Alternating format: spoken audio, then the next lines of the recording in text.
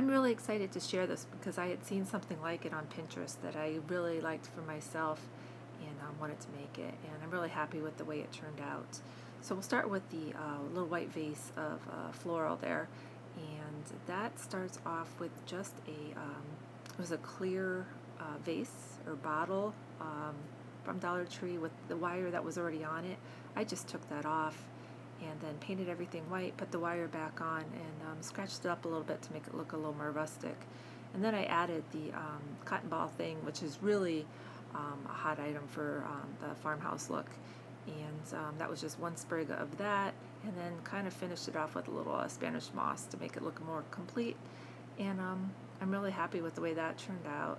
And then for the welcome sign, that is the Dollar Tree burner covers, and what's really nice about that is it's a 2-pack, so you get a larger one and one smaller one, so you get 2 for $1 to decorate. And I just started with the spray paint, and I really like the matte look, so I did spray paint that a black matte color, and that's the only thing it's not Dollar Tree really. And then the vinyl comes on a roll at Dollar Tree. And then I just visually kind of figured out where I wanted to place it. I don't really measure anything. Everything's kind of eyeballed.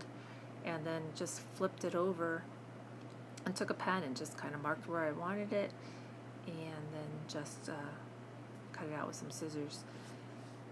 You do that twice, so you get 2 pieces. If you want to, you could do it with one.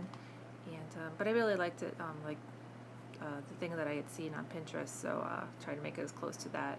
So I followed that, did 2 sides, one off balance, one, so they don't have to be the same size. It's kind of neat to have them unbalanced.